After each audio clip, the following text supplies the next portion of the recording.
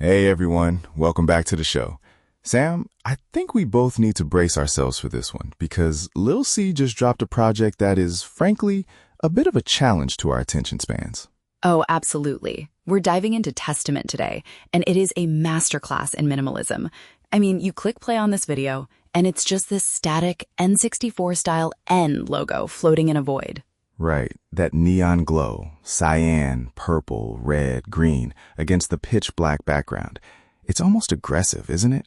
You get these quick blue title cards in the first 30 seconds for the credits, and then nothing. It stays frozen for the entire track. It's bold. In an era where every video is trying to be a cinematic event with quick cuts and flashy edits, Nickel and Dime Productions basically said, no, we're doing the opposite.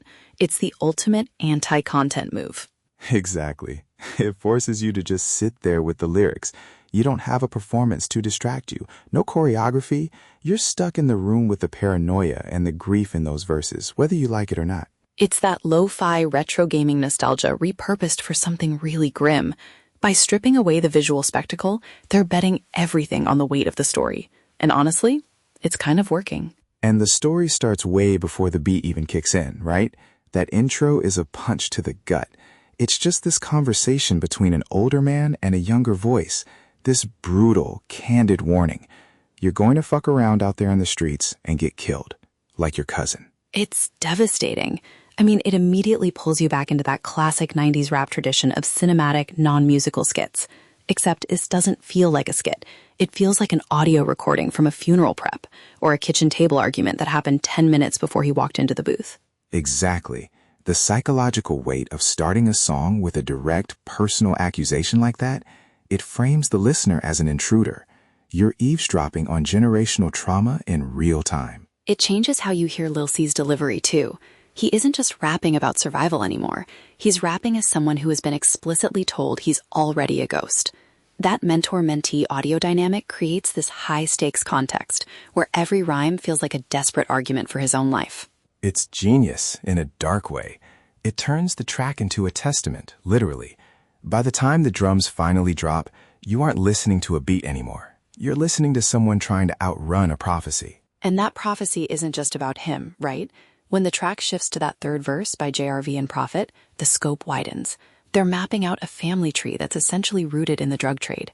It's not just a struggle for a dollar.